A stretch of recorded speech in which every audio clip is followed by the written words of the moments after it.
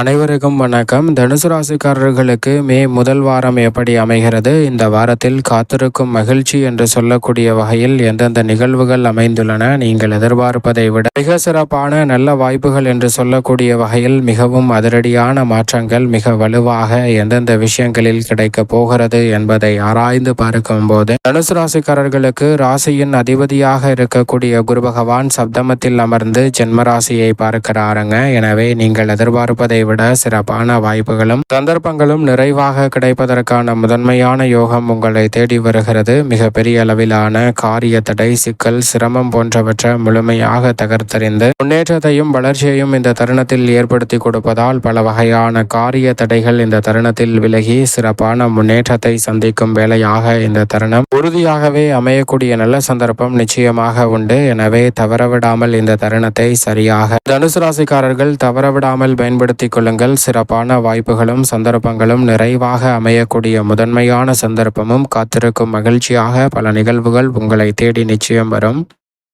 மே மாதத்தின் முதல் வாரத்தில் நீங்கள் நினைப்பதை விட பல அதிரடியான வாய்ப்புகள் காத்திருக்கும் மகிழ்ச்சி என்று சொல்லக்கூடிய வகையில் கிரகநிலைகளின் அமைப்பில் ஏற்படக்கூடிய சந்தர்ப்பங்கள் உருவாக்குகின்றன. அதிலும் இந்த வாரத்தின் துவக்கத்திலே சித்ரா பௌர்ணமியாக சந்திரன் முழு நிலவாக வலம் வர போகிறார். அதை தொடர்ந்து தேய்பிரை சந்திரனாக வலம் வந்தாலும் கூட இந்த வாரத்தில் மிகவும் சிறப்புமிக்க நாளாக பார்க்கக்கூடிய சித்ரா பௌர்ணமி தினத்தில் இந்த நாள் இந்த வாரம் துவங்க போகிறது. அப்படி துவங்கக்கூடிய வேளையில் பல காரிய தடைகள் விலகி முன்னேற்றம் நிறைவாக கிடைப்பதோடு மட்டுமல்லாது மனதிற்கு இனிமையான பல நிகழ்வுகளை சந்திக்கக்கூடிய நல்ல சந்தர்ப்பம் நிச்சயமாக உங்களை தேடி வருவதற்கான முதன்மையான யோகம் கிடைக்கிறது. அது மட்டுமல்லாது மிக பெரிய அளவில் மலையளவில் இருந்த பல பிரச்சனைகள் கூட துரிதமாக விலகி மிக சிறப்பான வாய்ப்புகளை உங்களுக்கு இந்த தருணத்தில் ஏற்படுத்தி கொடுக்க போகிறது. காத்திருக்கும் மகிழ்ச்சியாக எதிர்பாராத பல இனிமையான நிகழ்வுகள் இந்த வாரத்தில் சந்திக்கக்கூடிய சந்தர்ப்பம் நிச்சயமாக கிடைக்க இருக்கிறது. சித்ரா பௌர்ணமியில் இந்த வாரம் துவங்குவதால் நினைப்பதை காட்டிலும் மிக அதிரடியான மாற்றங்களை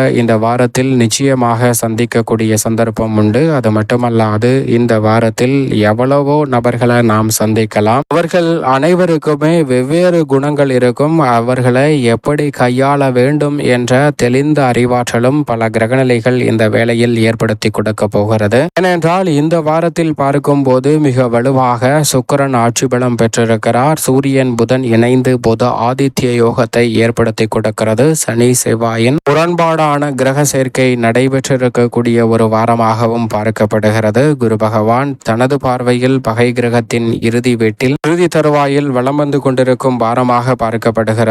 இன்னும் 2 வாரங்களில் உச்சம் பெற போகிறார் குரு பகவான். சனி பகவான் தனது சமகிரகமான குருவின் ஆட்சி வீட்டில் வலம் வரக்கூடிய வாரமாக இந்த வாரம் அமைந்திருக்கிறது. எனவே நீங்கள் நினைப்பதை விட காத்திருக்கும் மகிழ்ச்சி என்று சொல்லக்கூடிய வகையில் பல இனிமையான நிகழ்வுகள் உறுதியாகவே உங்களை தேடி வருகிறது. உதாரணமாக ஒரு கதை ஒன்றை பார்ப்போம். ஒரு மிகப்பெரிய அளவுல தலை சிறந்த வக்கீல் ஒருவர் இருக்கிறார். அவருடைய வாதம் என்பது அனைவரையுமே கட்டி போடக்கூடிய அளவிற்கு மிக நுணுக்கமாகவும் நுட்பமாகவும் இருப்பதோடு மட்டுமல்லாது அவரிடம் வாதியம் செய்து வெற்றி பெறுவது என்பது சாதகமற்ற ஒரு செயல். அப்படிப்பட்ட திறமை வாய்ந்த வக்கீல் ஒருவர் ஒரு நபருக்காக அவர் ஆஜராகிறார். அப்படி ஆஜரான அந்த வக்கீல் அவருடைய வாத திறமைகளை எடுத்து வைக்கிறாருங்க. அப்படி எடுத்து வைக்கும் போது அவர் என்ன செய்கிறார் என்றால் அவருடைய கட்சிக்காரருக்கு எதிராகவே பல நிகழ்வுகளையும் பல விஷயங்களையும் சுட்டி காட்ட ஆரம்பிக்கிறார். அப்படி அவர் சுட்டி காட்டக்கூடிய வேளையில் அனைவருமே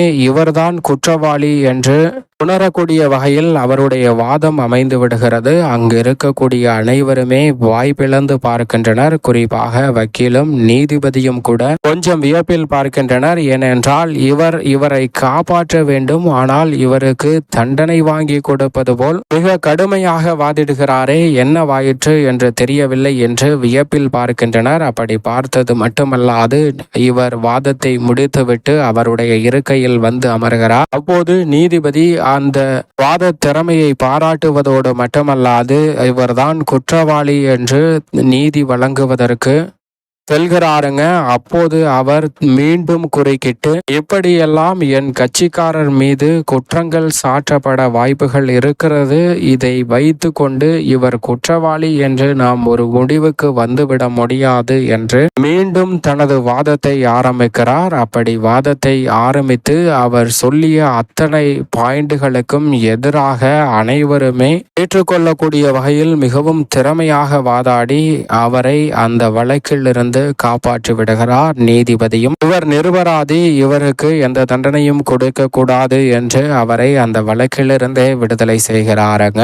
இந்த நிகழ்வில் இருந்து நாம் உணர்ந்து கொள்ள வேண்டியது, ஒரே நபர்தான் அந்த வக்கீல். ஆனால் அவரால் முதலில் அவருக்கு எதிராக பேசக்கூடிய ஆற்றல் இருந்தது. ஆனால் அதே சமயம் இறுதி நேரத்தில் அவர் அவருடைய நிலையை மாற்றி அவருக்கு ஆதரவாக பேசி அனைத்தையும் மாற்றிவிட்டார். இப்படி ஒரு நபரால் இரு முரண்பாடான விஷயங்களை எப்படி திறமையாக பேச முடிகிறதோ அதே போன்றுதான் நாம் சந்திக்கக்கூடிய நபர்களாலும் பல வகையான மனநிலையில் பேசக்கூடிய தன்மை இருக்கிறது. நாம் குடும்ப உறவுகளாக இருந்தாலும், நாம் பணிபுரியக்கூடிய இடத்தில் இருந்தாலும், வேலை பார்க்கக்கூடிய தொழில் ரீதியாக அல்லது பல நிறுவனங்களை அணுகக்கூடிய விஷயங்களாக இருந்தாலும், பயணிக்கக்கூடிய நிகழ்வாக இருந்தாலும் பல நபர்களை சந்திக்கிறோம். அதனால் அந்த நபர்களை எப்படி கையாள வேண்டும் என்பதற்கான திறமையான ஆற்றல் கிடைப்பதால் இந்த தருணத்தில் அதை சரியாக கையாண்டு காத்திருக்கும் அதிர்ச்சி என்று சொல்லக்கூடிய நிகழ்வுகளை கூட காத்திருக்கும் மகிழ்ச்சியாக மாற்றும் தருணமாக இந்த வேலை நிச்சயமாக அமைய போகிறது. சரியாக பயன்படுத்திக் கொள்ளுங்கள். தனுசு ராசிக்காரர்களுக்கு இந்த வேளையில் மிக வலுவாக சனி பகவான் 4ஆம் இடமான சுகஸ்தானத்தில் விளம்பருகிறார். நன்மை நிறைவாக கொடுக்கக்கூடிய ஒரு அமைப்பு இல்லை என்றாலும் மிகப்பெரிய அளவில் மோசமான சூழல் இல்லை என்பதால் பல சிரமங்களை தவிர்த்து சிறப்பான மாறுதலை நிச்சயமாக சந்திக்கக்கூடிய நல்ல சந்தர்ப்பம் இந்த வேளையில் உண்டு. நீங்கள் எதிர்பார்ப்பதை விட பல சிறப்பான மாற்றங்களை இந்த தருணத்தில் நிச்சயமாக சந்திக்கக்கூடிய நல்ல சந்தர்ப்பம் உறுதியாகவே உங்களை தேடி வருகிறது. நீங்கள் எதிர்பார்ப்பதை விட பல காரிய தடைகளை அடுத்தடுத்து சிறப்பான முன்னேற்றத்தை சனி பகவான் ஏற்படுத்தி கொடுக்கிறார். அவருடன் இணைந்திருக்கும் செவ்வாயும் இந்த வாரத்திற்கு பிறகு 5இல் நுழைய போகிறார். எனவே இந்த வாரத்தில் தாய்வழி உறவு முறைகளில் சுமூகமான மாற்றம் கிடைப்பதற்கான சந்தர்ப்பம் உண்டு. நீங்கள் நினைப்பதை விட பல நல்ல வாய்ப்புகளும் சந்தர்ப்பங்களும் விரைவாகவும் துரிதமாகவும் பெற்றுக்கொள்வதற்கான முதன்மையான வாய்ப்பும் சந்தர்ப்பமும் கிடைக்க இருக்கிறது. எனவே தவறவிடாமல் இந்த தருணத்தை நிச்சயமாக பயன்படுத்தி கொண்டால் சிறப்பான மாற்றம் உறுதியாகவே உங்களை தேடி வரும். எனவே சரியாக இந்த தருணத்தை பயன்படுத்தி கொள்ளுங்கள். மிக பெரிய அளவிலான வாய்ப்புகள் உங்களை தேடி வருவதற்கான நல்ல சந்தர்ப்பம் நிச்சயமாக தனுசு ராசிக்காரர்களாகிய உங்களை தேடி வருகிறது. தனஸ்தானத்தில் மிக வலுவாக இந்த வேளையில் செவ்வாய் வலம் வருகிறார். எனவே குடும்பத்தில் கொடுக்கல் வாங்கல் உள்ளிட்ட பல சிக்கல்களும் சிரமங்களும் இந்த தருணத்தில் நிச்சயமாக விலகும். நீங்கள் எதிர்பார்ப்பதை விட மிக பெரிய அளவிலான காரிய தடைகள் விலகுவதோடு சிறப்பான வளர்ச்சியையும் முன்னேற்றத்தையும் இந்த தருணத்தில் சந்திக்கக்கூடிய நல்ல சந்தர்ப்பம் இந்த தருணத்தில் நிச்சயமாக உங்களை தேடி வருகிறது என்பதில் சந்தேகமே